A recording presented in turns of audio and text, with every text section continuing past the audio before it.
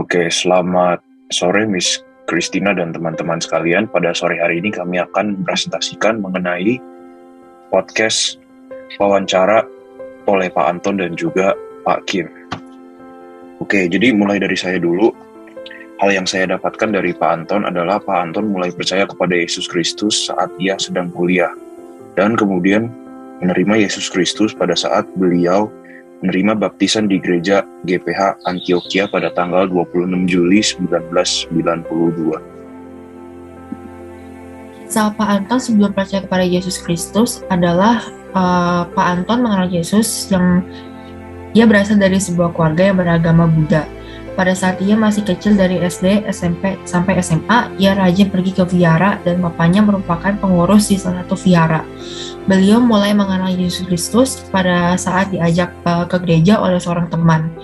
Awalnya ketika Pak Anton pergi ke gereja, ia melihat orang-orang bernyanyi, berdiri, bertepuk tangan, berdiri lagi, dan berjoget.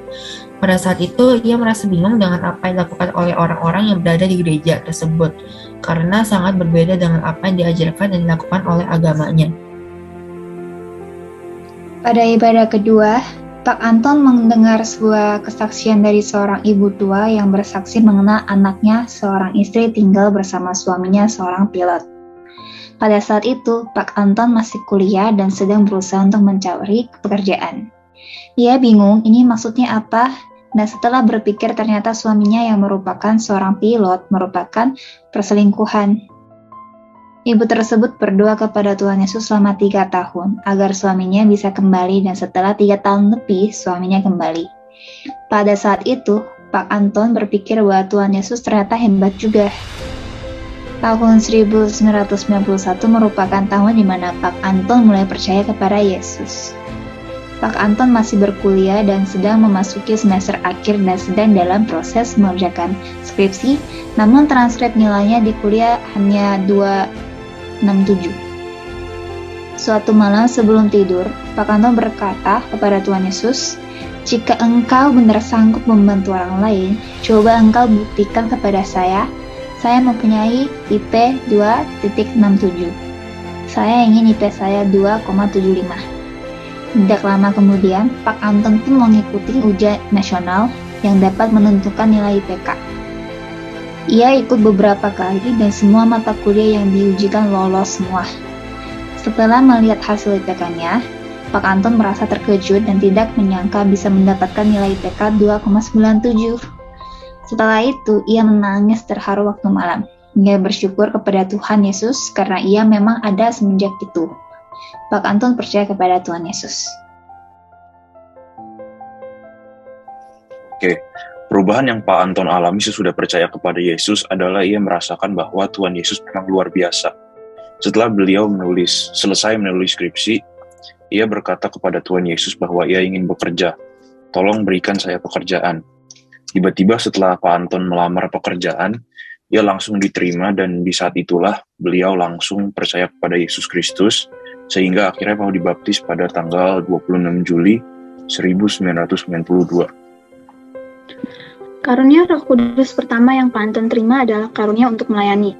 Kemudian beliau juga mempunyai karunia untuk berbahasa Roh Kudus karena ia mengalami baptisan Roh Kudus juga. Setelah memiliki karunia untuk berbahasa Roh, Pak Anton mulai belajar melayani di gereja, memberikan nasihat, konseling, dan memiliki karunia untuk menasihati seperti yang tercantum di kitab Roma pasal 12. Setelah Pak Anton percaya kepada Tuhan Yesus, Roh Kudus bekerja dalam hidupnya. Oke, sekarang kita akan melanjutkan kepada podcast oleh Pak Kim. Pada saat saya bertanya kepada Bapak Kim mengenai kapan ia percaya kepada Yesus Kristus, ia berkata kepada saya bahwa sulit untuk dikatakan secara tepat karena tidak ada kesempatan peristiwa khusus kepadanya. Namun untuk sekarang, ia menganggap bahwa hal penting untuk saat ini adalah Alkitab, merupakan firman Tuhan, dan bahwa Yesus Kristus adalah juru selamat bagi semua manusia. Lalu, ia juga mengatakan bahwa kepercayaan kepada Yesus Kristus merupakan kebenaran yang mutlak. Kisah Bapak Kim dapat percaya kepada Yesus Kristus adalah sejak kecil Bapak Kim tidak pernah menjauhi gereja. Namun kedua orang tuanya meninggal pada saat ia masih kecil yang menyebabkan dirinya dirawat dan dibesarkan di panti asuhan. Ketika ia masuk ke panti asuhan tersebut, kepala panti asuhan tersebut merupakan seorang majelis sehingga Bapak Kim bisa terus pergi ke gereja sampai berada di jenjang SMA. Namun ia hanya pergi ke gereja pada hari Minggu untuk beribadah. Ini adalah anugerah Tuhan yang diterima oleh Bapak Kim dari kecil hingga sekarang. Setelah itu, pada saat Bapak Kim masuk universitas, ia mulai melayani Tuhan di berbagai tempat seperti pergi ke sekolah minggu untuk mengajar sebagai guru, mengajar paduan suara, dan mengajarkan firman Tuhan serta melayani pasukan antara bersama seorang pastor. Bapak Kim juga menceritakan bahwa ia sempat tersesat ketika sedang melakukan studinya di universitas. Kedua orang tuanya sudah meninggal. Tidak lama kemudian, kesulitan bertubi-tubi datang kepadanya. Ia sempat merasa bingung dan tidak mengerti akan keadaan yang dialaminya. Lalu, ia bertanya kepada Tuhan, dan akhirnya tersesat yang menyebabkan dirinya tidak masuk gereja selama 1-2 tahun. Tanpa bantuan dari siapapun, Bapak Kim kembali aktif melayani di gereja. Saat itu, ia terus mengikuti setiap ibadah yang dilaksanakan oleh gerejanya. Ia juga beribadah setiap hari Rabu dan Jumat malam serta hari Sabtu yang merupakan ibadah untuk pemuda dan hari Minggunya juga. Bapak Kim menyadari bahwa karunia Tuhan membasahinya seperti kabut sedikit demi sedikit dan mengakuinya bahwa Tuhan Yesus adalah Juru Selamat.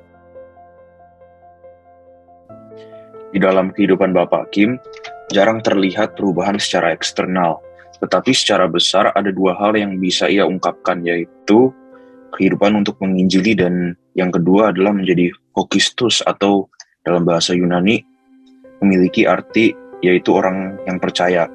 Kata ini jika dipaparkan mengandung 3 arti. Yang pertama berarti orang yang setia terhadap Tuhan. Yang kedua orang yang ikhlas kepada orang lain, lingkungan, kerja, tugas, dan lain sebagainya.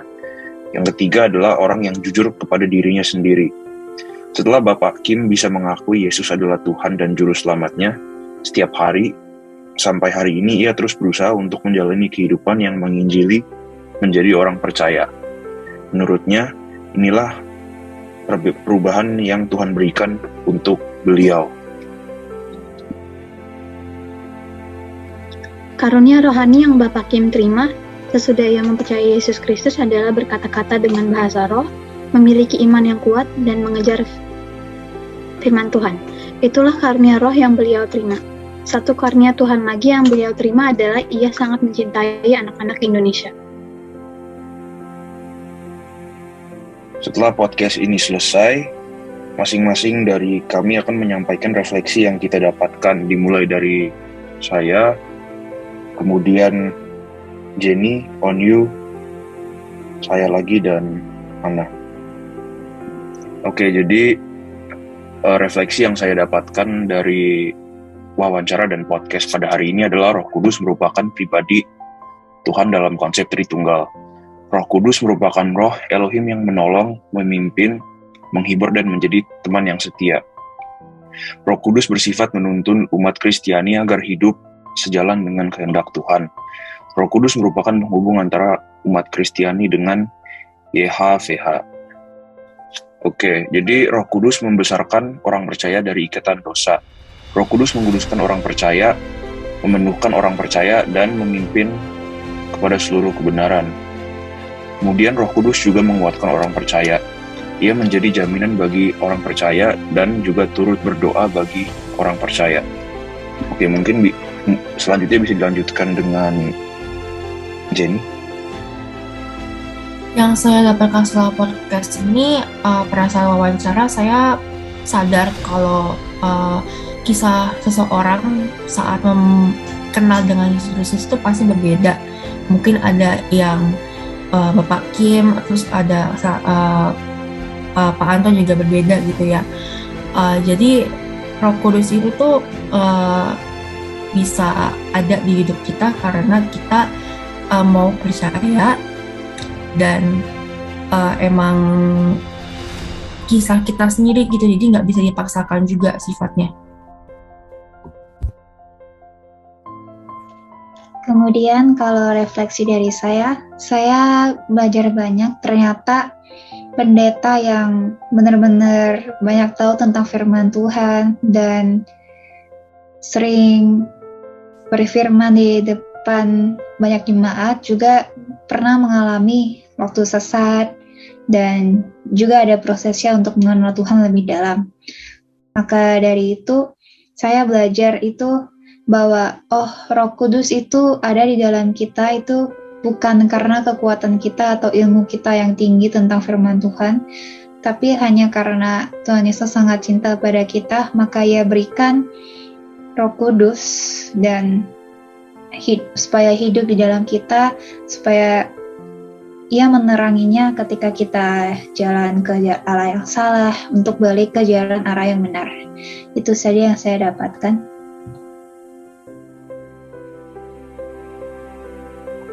Kalau dari saya, refleksi yang saya bisa ambil dari proyek wawancara dan juga podcast ini adalah bagaimana Roh Kudus itu setia ada dalam kita untuk terus mau ingetin kita di saat kita melakukan kesalahan. Dia bakal terus ingetin kita akan apa yang harusnya kita lakukan, apa yang jalan yang benar yang seharusnya kita lakukan. Dan juga mengingatkan saya kembali pada saat mendengarkan wawancara-wawancara yang sudah ada ini, bahwa Tuhan Yesus itu benar-benar mengasihi kita, dan yang benar kata Oni tadi, Dia kasih Roh Kudus ke kita pada saat Dia naik ke atas surga untuk menemani kita dan terus ada untuk menjaga kita di sini dan mengingatkan kita pada hal-hal yang benar juga. Itu saja dari saya. Terima kasih. Oke, terima kasih sudah mendengarkan podcast yang telah kami sampaikan. Semoga podcast ini bermanfaat dan Tuhan Yesus memberkati.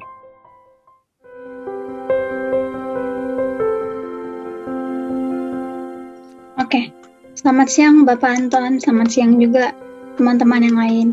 Sekarang kami mau mewawancarai Bapak Anton. Apakah Bapak Anton bersedia untuk diwawancarai?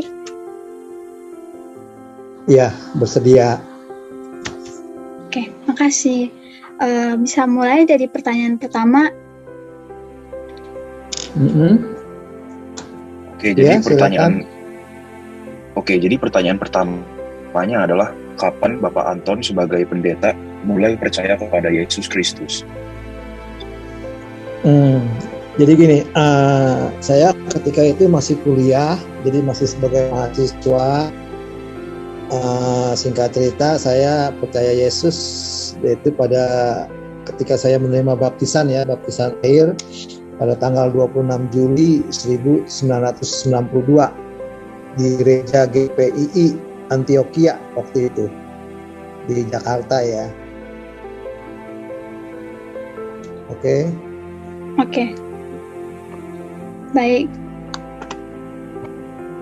Selanjutnya bisa dilanjutkan pertanyaan kedua, Jennifer. Iya, terima kasih Ana. Untuk pertanyaan kedua, Pak Anton boleh tolong ceritain nggak kisahnya waktu Bapak Anton percaya kepada Yesus? Jadi gini, saya sebenarnya kan berasal dari keluarga agama Buddha sebelumnya. Jadi ketika saya masih kecil, bahkan dari SD sampai SMP dan SMA, saya rajin ke bio ya waktu itu. Kebetulan papa saya juga pengurus di salah satu wihara. Nah, singkat cerita, saya pertama kali diajak ke gereja oleh seorang teman, yaitu di gereja di daerah Gunung Sahari. Waktu itu saya nggak ngerti nama gerejanya karena waktu itu saya cuma sekedar ikutan aja, diajak ya udahlah. Saya belum ngerti sama sekali, bahkan waktu ke gereja saya bingung. Berbeda sekali dengan apa yang saya terima ketika saya masih agama Buddha waktu itu. Jadi di gereja itu kan mereka nyanyi, tepuk tangan, ntar berdiri, ntar mereka nyanyi lagi, tepuk tangan, berdiri lagi, ada joget-jogetan, istilahnya gitu kan, mungkin sukacita atau apa, saya juga nggak ngerti. Kemudian saya bingung ketika saya pulang, saya bingung, ini orang ngapain ya, gila apa gimana gitu kan, ibadah seperti ini, seperti saya punya kan saya lebih banyak meditasi gitu kan, baca Tripitaka gitu kan. Tapi suatu saat saya kan ada beberapa kali ke gereja, kalau nggak salah ke ibadah yang kedua kalinya saya mendengar suatu kesaksian waktu itu.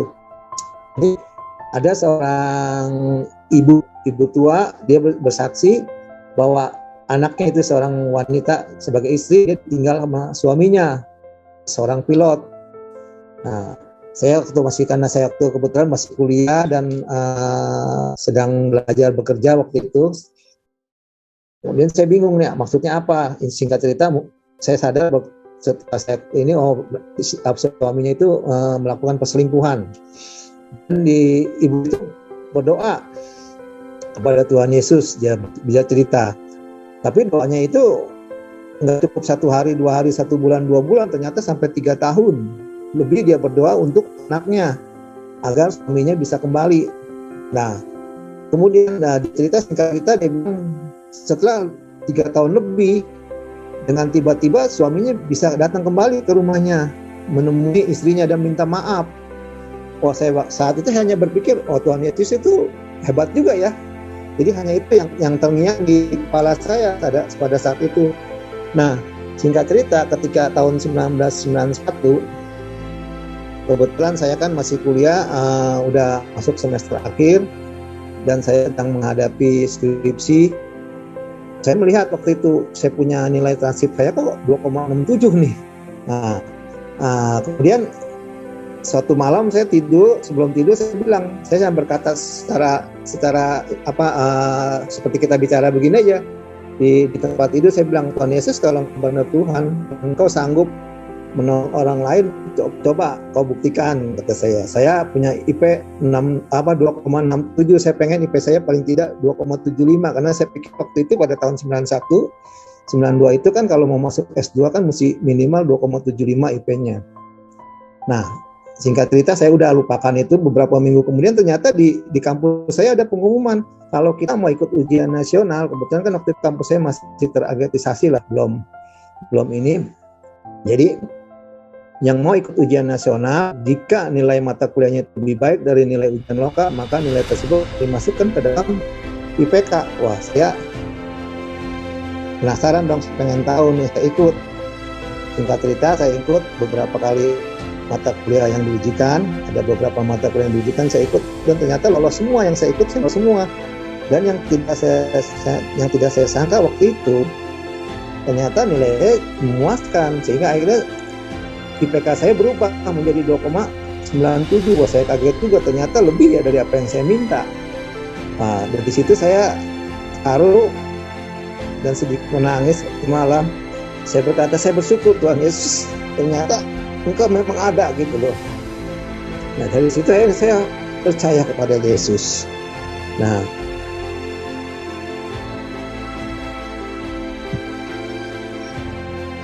oke. Baik, terima kasih Pak Anton. Kalau gitu pertanyaan selanjutnya saya ingin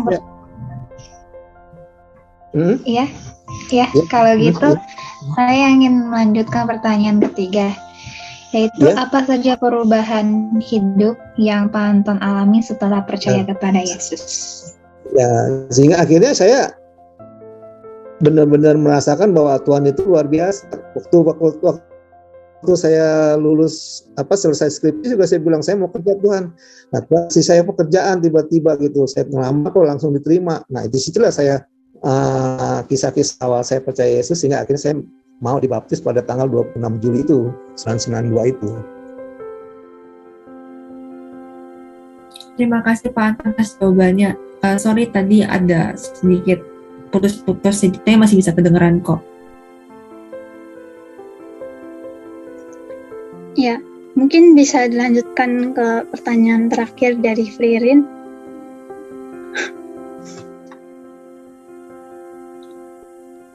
Ini tiba-tiba saya mati. Disconnect.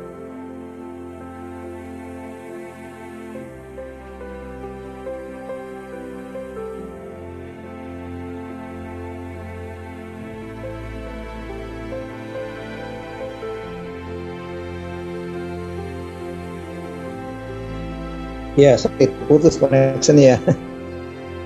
Halo? Halo Pak. Halo Pak, Pak. suaranya kedengeran? Iya, kedengeran. Oke. Sorry, Ya, tadi baik. terputus koneksi kita, iya.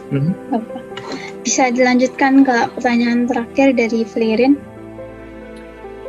Oke, baik. Ya, silakan. Pertanyaan terakhir untuk Pak Anton adalah karunia apa saja yang Bapak Anton terima setelah percaya kepada Tuhan Yesus? Bicara tentang karunia Roh Kudus itu, saya pertama yang ketika saya mulai mengerti Tuhan Yesus, jadi Tuhan kasih saya karunia untuk melayani. Yang pastinya saya punya karunia juga, karunia dalam berbahasa Roh Kudus, karena saya mengalami baptisan Roh Kudus juga. Pada ada acara di gereja, siapa yang mau terima Roh Kudus, saya maju, saya mengalami baptisan Roh Kudus sehingga saya bisa memiliki karunia berbahasa Roh. Kemudian saya belajar untuk melayani di gereja, sehingga akhirnya saya memiliki karunia untuk melayani.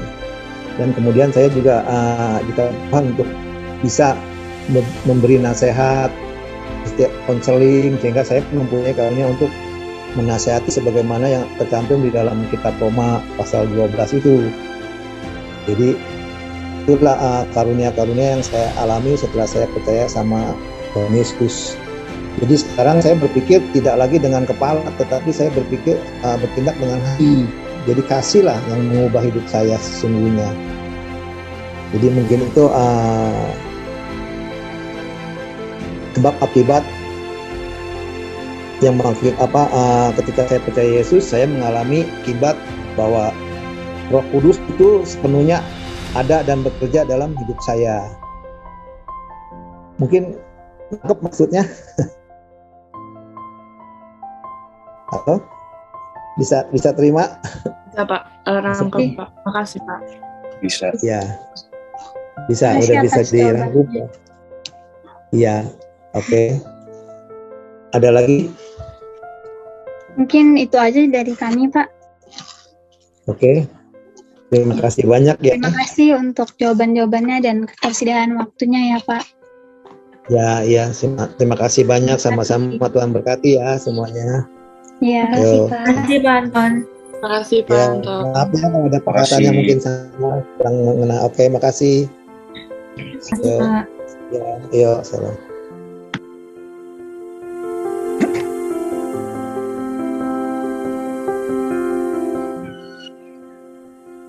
Oke, udah. Oke, jadi pada sore hari ini saya dan kelompok kami akan memulai wawancara pendeta Kim. Terima kasih atas ketersediaan waktunya dan kami akan nanya beberapa pertanyaan. Jadi, boleh langsung? Doa dulu. Oh, boleh. Siapa mau dulu? Mungkin langsung saya dengan cepat saya. Oke, sebelum kita mulai, mari kita satu dalam doa. Tuhan Yesus, terima kasih atas bimbingan Engkau. Kami dapat berkumpul di tempat ini untuk mempelajari banyak hal dan untuk mengerjakan proyek kami, Tuhan. Tolong berkati kami sampai akhir interview supaya semua dapat berjalan dengan lancar. Dalam nama Tuhan Yesus kami telah berdoa. Haleluya, amin. Amin. Oke, jadi bisa langsung dimulai saja untuk pertanyaan pertama. Oke, selamat sore Siang. Bapak Selamat sore. Kim. Ya. Pada sore hari ini saya akan menanyakan pertanyaan pertama untuk Anda. Jadi untuk pertanyaan pertama adalah, kapan Anda percaya kepada Yesus Kristus? Itu dia pertanyaannya. Sulit untuk mengatakan dengan tepat, karena tidak ada kesempatan dan peristiwa yang khusus kepada saya. Tapi yang penting sekarang aja kepada saya adalah bahwa Alkitab adalah firman Tuhan dan bahwa hanya Yesus Kristus adalah juru selamat kami manusia, termasuk saya dan kamu sekalian. Kedua hal tersebut saya percaya sebagai kebenaran yang tidak tersangkal. Itu tadi jawab. Oke, terima kasih atas jawabannya. Boleh langsung dimulai untuk pertanyaan kedua. Iya, untuk pertanyaan keduanya, perkenalkan nama saya Jennifer. Pertanyaan keduanya adalah bagaimana kisah sehingga Pak Kim bisa sampai percaya kepada Tuhan Yesus ya? Ya, tadi udah bilang apa ya? Tidak ada apa ya kesempatan dan peristiwa yang khusus. Jadi kisahnya agak panjang. Tidak apa-apa. Gak apa-apa Pak. Iya. Menurut kakak laki-laki saya apa ya masuk gereja sejak dalam perut ibu saya. Jadi sejak kecil saya tidak pernah menjauhi gereja. Tapi orang tua saya cepat meninggal. Ayah saya sebelum jadi 1 tahun meninggal. Mama saya meninggal sebelum masih SD 1. Jadi saya bertumbuh di panti asuhan. Tapi saya masuk panti asuhan, kepala panti asuhan itu dia seorang majelis. Jadi saya bisa terus ikut, terus masuk gereja. Ini anugerah Tuhan ya. Sampai SMA saya terus masuk, tapi hanya sekolah minggu aja, hari minggu aja untuk ibadah. Tapi satu kesempatan untuk mencintai gereja oleh teman saya. Kemudian saya baru menjadi universitas. Saya bisa mulai melayani di bidang di tempat banyak ya. Jadi sekolah minggu sebagai guru, kemudian paduan suara, kemudian WR, kemudian di pasukan tentara bersama seorang pastor. Saya ikut terus berlayani. Kemudian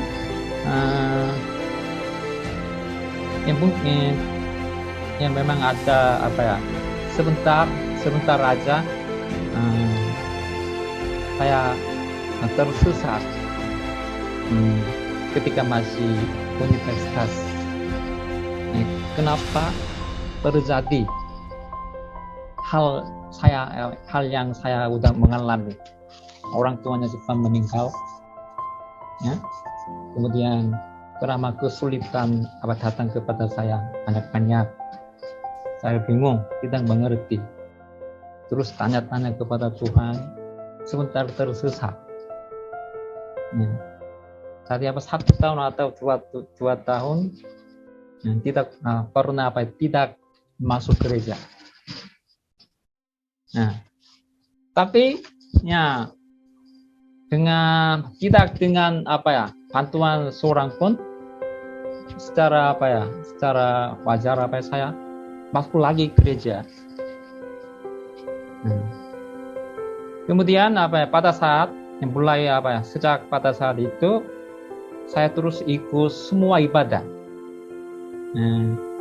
Jam 5 pagi setiap hari, kemudian setiap Rabu malam, setiap Jumat malam, tua malam, setiap Sabtu ibadah untuk pemuda, kemudian setiap minggu ya sama seperti itu. Arunia Tuhan yang membasahi saya seperti kabut sedikit. Ya. Kemudian ya saya bisa mengaku Tuhan Yesus adalah Juru Selamat, Tuhan saya, ya, Dia yang baik loh. Ya, seperti itu.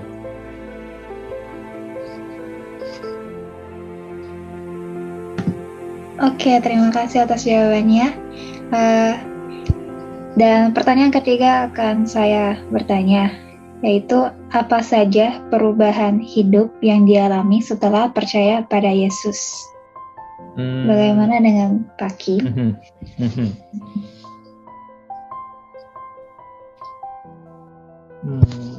Khususnya jarang ada yang terlihat secara eksternal.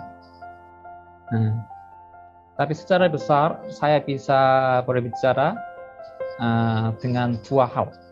Yang pertama, kehidupan untuk menginjili. Maka saya ada di Indonesia ini sebagai misionaris. Yang kedua, mau menjadi Hopistos. Hopistos ini bahasa Yunani. Ya, kata ini biasanya berarti orang yang percaya. Tapi dengan lebih rinci, kata ini dipaparkan tiga maksud. Ya, yang pertama, orang yang setia terhadap Tuhan. Hopistos berarti yang pertama kali, ya, orang yang setia terhadap Tuhan. Yang kedua, orang yang ikhlas terhadap orang lain, lingkungan, termasuk alam, dan kerja dan tugas, dan lain-lain. Yang ketiga, orang yang jujur terhadap dirinya sendiri. Walaupun pada saat tidak ada seorang pun di sekitar saya.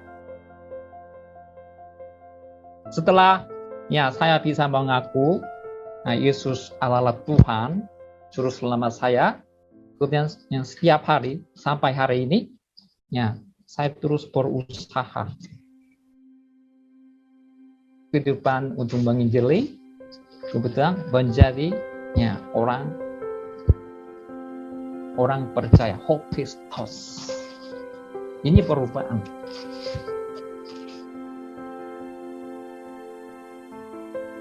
Oke? Iya, sangat menjawab pertanyaan, dan kami telah sampai pada pertanyaan terakhir. Boleh langsung dipertanyakan? Oke. Perkenalkan, saya Flay, dan saya ada pertanyaan terakhir untuk Pak Kim, yaitu karunia apa saja yang Pak Kim terima setelah percaya kepada Tuhan Yesus? Yang pertama berkata-kata dengan bahasa roh. Bahasa roh tahu ya. Kemudian iman yang kuat. Kemudian mengajar firman Tuhan. Ini karunia dari Roh Kudus. Ada lagi yang saya masuk di dunia ini, Tuhan berikan satu hal lagi, itu sangat mencintai anak-anak Indonesia.